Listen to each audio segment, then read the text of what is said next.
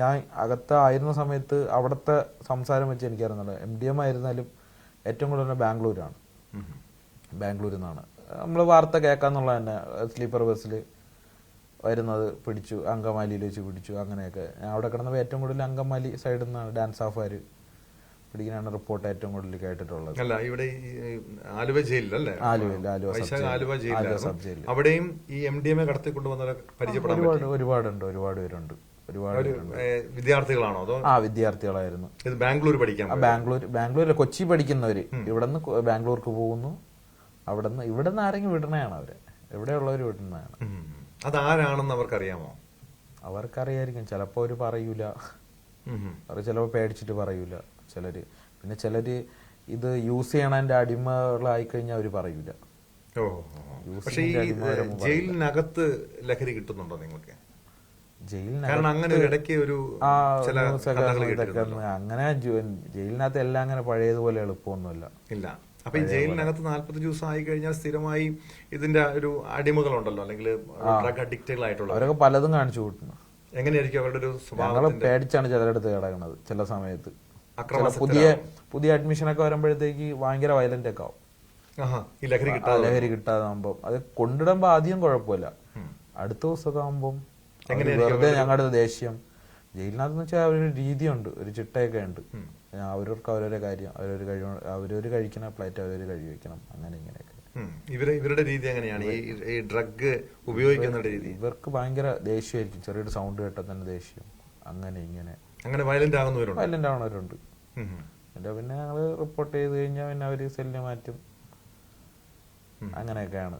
ഈ ലഹരി കേസിൽ പിടിയിലാവുന്നവരോടും മറ്റ് ക്രിമിനൽ കേസുകൾ പിടിയിലാവുന്നവരോടുള്ള ജയിൽ അധികൃതരുടെ ഒരു ഇടപെടൽ എങ്ങനെയായിരിക്കും? ഞാനൊക്കെ കയറിയപ്പോൾ എൻ്റെ പേരിലൊന്നും ഒരു കേസും ഇല്ലാത്തതുകൊണ്ട് എൻ്റെ അടുത്ത് അത്രയും സോഫ്റ്റ് ആയിട്ടാണ് അതിനകത്തുള്ളൊരു സംസാരം. സോഫ്റ്റ് എന്ന് വെച്ചാൽ അല്ല, ആദ്യമേ ഒരു സോഫ്റ്റ് ആയിട്ടൊന്നും നമ്മുടെ നിൽക്കില്ല. നമ്മൾ ആദ്യം പോകുമ്പോഴേ നമ്മൾ നോക്കും നമ്മളെങ്ങനെയാണെന്നുള്ളത്. അപ്പോൾ ഞാൻ എന്നെ പിടിച്ച സമയത്ത് ആദ്യം ചോദിച്ചു, നിനക്ക് വേറെ കേസൊന്നുമില്ല, മാന്യമരിക്ക് പണിയെടുത്ത് ജീവിച്ചൂടെ എന്നൊക്കെ ഒരുപാട് ചോദിച്ചിട്ടുണ്ട്. ചെറിയ വിളിച്ചും കാര്യങ്ങളൊക്കെ ചോദിച്ചിട്ടുണ്ട്. അപ്പോൾ ഞാൻ പറഞ്ഞാൽ ഇതേപോലെയാണ്. അല്ല, ജയിലിൽ നിന്ന് പുറത്തിറങ്ങി നാട്ടിൽ പോയായിരുന്നോ? പോയി. നാട്ടിൽ ചെന്ന് കഴിഞ്ഞാലും ഇവര് ലഹരി കേസിൽ പിടിയിലായാലും ഒരു ക്രിമിനൽ എന്ന രീതിയിലാണ് നാട്ടുകാർ? ഉറപ്പായിട്ട്, തീർച്ചയായിട്ടും അങ്ങനെ തന്നെ. അതിനെങ്ങനെ അതിജീവിക്കാൻ കഴിഞ്ഞ? അതിജീവിക്കാൻ കഴിഞ്ഞെന്ന് വെച്ചാലേ, ഇത് എന്ത് ചെയ്യാൻ പറ്റും? ഇനിയിപ്പോ ഞാൻ പെട്ടുപോയില്ലേ, പെട്ടുപോയിട്ട് ഇനിയിപ്പോ അവരെയൊക്കെ നോക്കിയിരുന്നിട്ട് കാര്യമില്ല. ഞാൻ പുറത്തിറങ്ങി, ഞാൻ വന്നതിൻ്റെ അന്ന് തന്നെ ഞാൻ പുറത്തിറങ്ങിയ കാര്യങ്ങൾ. ഞാൻ അകത്തിരുന്ന് കഴിഞ്ഞാൽ ഇനിയിപ്പോ ആൾക്കാർ പറയും ഞാൻ പിടിച്ച് നാണക്കേട് കൊണ്ട് ഞാൻ അകത്തിരിക്കുന്നത്. ഞാൻ നിരപരാധിയാണ്, അതുകൊണ്ട് എനിക്ക് ആരെയും മറിഞ്ഞിരിക്കേണ്ട ഒരു ആവശ്യം. ലഹരി കേസിൽ പെടുന്നവരുണ്ട്, അല്ലെങ്കിൽ ഇത്തരം ലഹരി കടത്തുന്നവരുണ്ട്, ചെറുപ്പക്കാരൊക്കെ. അവരോട് എന്താ പറയാനുള്ള വൈശാഖൻ? പ്രത്യേകിച്ച് വൈശാഖിന് 45 ദിവസം ജയിലിൽ കിടന്നതിന്റെ അനുഭവമൊക്കെ വെച്ച് എന്താ പറയാനുള്ളത്?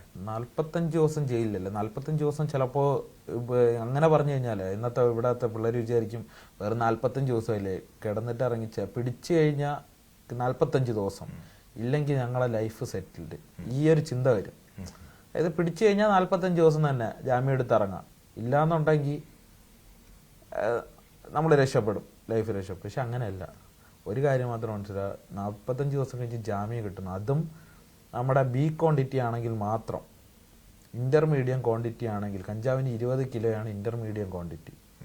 20 കിലോയ്ക്ക് 21ാമത്തെ കിലോ ആണെങ്കിൽ എങ്ങനെ വരുന്ന 150-200 ദിവസം കഴിയണം. അത് ചിലപ്പോൾ തന്നെ ജാമ്യം കിട്ടുള്ളൂ. എൻ്റെ അറിവിൽ ഏകദേശം 1 വർഷത്തോളം ഒരു ചെറുപ്പക്കാരൻ കിടപ്പുണ്ട് ആലുവ സബ് ജയിലിൽ. 1 വർഷത്തോളം. അത് അവൻ ഒരു സുഹൃത്തിന്റെ കാറ് വാങ്ങിയിട്ട് പോയതാണ്. സുഹൃത്തിന്റെ കാറ്. ആ സുഹൃത്ത് MDMA യൂസ് ചെയ്യുന്ന വ്യക്തിയായിരുന്നു. സുഹൃത്തിന്റെ MDMA ഈ കാറിനകത്ത് കിടപ്പുണ്ടായിരുന്നു. ആ സുഹൃത്ത് കച്ചവടം സെയിലും കാര്യങ്ങളൊക്കെ ഉണ്ടായിരുന്നതാണ്. അപ്പോൾ ഇവ ഇത് അറിയുന്നില്ല, അവ ഇത് യൂസ് ചെയ്യുന്നില്ല. വളരെ പഠിക്കുന്നതും കാര്യങ്ങളും BEd എന്തൊക്കെയാണ്, എന്നെക്കാളും കുറച്ച് ഏജൊക്കെ ഉണ്ട്. അങ്ങനെ നല്ലൊരു വ്യക്തിയാണ്. അവൻ ഈ കാറ് വാങ്ങിയിട്ട് പോയി. ചെക്കിങ്ങിൻ്റെ ഇടയിൽ ഇവൻ പിടിക്കപ്പെട്ടപ്പോൾ പ്രതിയായത് ഇവൻ. ഇപ്പോൾ എങ്ങനെ വരുന്നത്? ഞാൻ ഇപ്പോൾ ഇറങ്ങിയിട്ട് 5 മാസമാണ്. എങ്ങനെ 1 വർഷത്തിന് വെളിയിലായി? 1 വർഷവും ഒരു 3 മാസവും എടുക്കും എൻ്റെ കണക്കിൽ. ഇപ്പോൾ ഇതുവരെയും ജാമ്യം കിട്ടിയിട്ടില്ല. അല്ലാതെ MDMA കേസുകൾക്ക് അങ്ങനെ? MDMA കേസല്ല, അത് C ക്വാണ്ടിറ്റി ആയിരുന്നു. 58 ഗ്രാമോ 59 ഗ്രാമോ ഉണ്ടായിരുന്നു. അതുകൊണ്ടാണ് പക്ഷെ അത് പബ്ലിക്കിൽ പോലീസുകാരായിരുന്നാലും പറഞ്ഞു കൊടുക്കണില്ല. ഇത് പിടിക്കുന്നു, നേരെ എടുത്ത് റിമാൻഡ് ചെയ്യുന്നു, അല്ലെങ്കിൽ അവരൊരു മീഡിയ അല്ലെങ്കിൽ അവർക്ക് പറയാന്നുള്ളേ ഉള്ളൂ ഇങ്ങനെയാണ് കേസിന്റെ കാര്യം. സത്യം പറഞ്ഞാൽ നിയമം അറിഞ്ഞൂടാ. നിയമം വെറുതെ ഉണ്ടാക്കി വെച്ചിട്ട് കാര്യമില്ലല്ലോ. നമുക്കറിയണ്ടേ. നമുക്ക് അറിഞ്ഞൂടാത്ത ഒരുപാട് തെറ്റുകുറ്റങ്ങൾ തന്നെ ഉണ്ട്. ചെയ്തു കഴിഞ്ഞാൽ നമ്മളെത്തണം. പക്ഷെ എനിക്കായിരുന്നൊരു ധാരണയായിരുന്നില്ല, അറിഞ്ഞൂടാത്ത ഒരുപാട് കാര്യങ്ങളുണ്ട്. അത് പുറത്താർക്കും അറിഞ്ഞൂടാ. ഇതിപ്പം ഇന്റർമീഡിയം ക്വാണ്ടിറ്റി, കൊമേഴ്ഷ്യൽ ക്വാണ്ടിറ്റി, ABC ഇതാണ്. എന്ന് വെച്ചാൽ ചെറിയ ഗ്രാം, ശകലം. ഇപ്പൊ കഞ്ചാവിന്റെ ഇതിലായിരുന്നു ശകലം 2 പൊട്ട് കയ്യിലൊക്കെ ഇരുന്ന് കഴിഞ്ഞാൽ അത് സ്റ്റേഷൻ ജാമ്യം കൊടുത്ത് പറഞ്ഞു വിടും. 4 ഗ്രാം, 5 ഗ്രാം, 20 ഗ്രാം വരെ പിടിച്ചു കഴിഞ്ഞാൽ 35 ദിവസം, 45 ദിവസം, 65 ദിവസം ഇതാണ് ജാമ്യം കിട്ടാണ്ടത്. സി ക്വാണ്ടിറ്റി വെച്ചാൽ 20 ഗ്രാമിന് മുകളിൽ, അതായത് 25 21 മതി. ഇത് പിടിച്ചു കഴിഞ്ഞാൽ പിന്നെ കേസിന്റെ രീതി പോലെ ഇരിക്കും. ജാമ്യം കിട്ടാൻ എങ്ങനെ പോയിരുന്നാലും 180 ദിവസത്തോളം ആവും.